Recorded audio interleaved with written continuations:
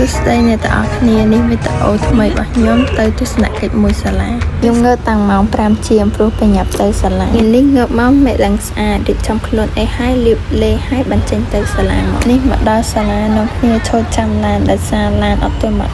ដល់លើឡានបងគាត់ឲ្យសរសេរឈ្មោះហើយក៏ប្រាប់ពីព័ត៌មានផងដែរគឺទៅមើលការសម្ដែងរបស់ឡាំទួយចា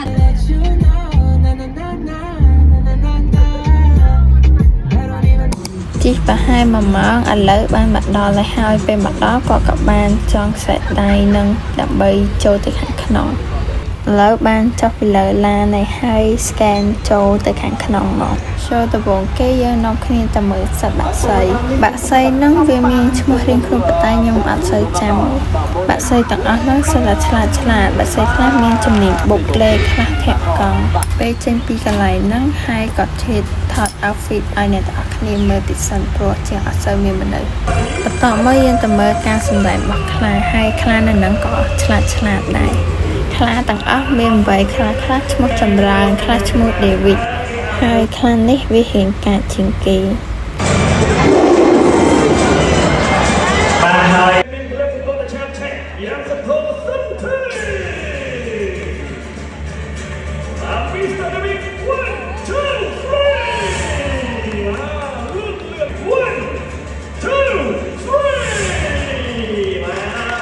ចាប់ពីហ្នឹងយើងទៅមើលការសម្ដែងរបស់សត្វចម្រុះហើយពេលដើរទៅក៏ឃើញមានពពែហើយសេះដែរ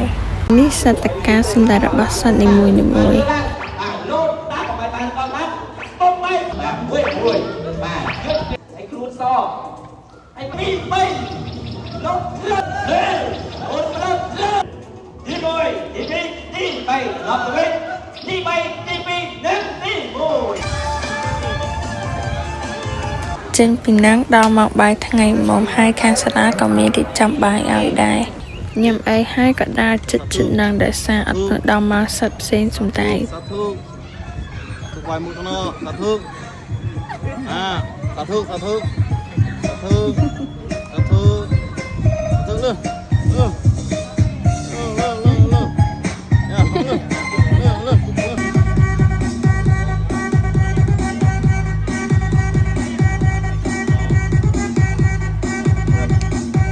ហើយស្វានឹងឆ្លាតមកអ្នកគ្នាឆ្លាតខុសក៏ខុសហើយឥឡូវវាបើកម៉ូតូចេញទៅ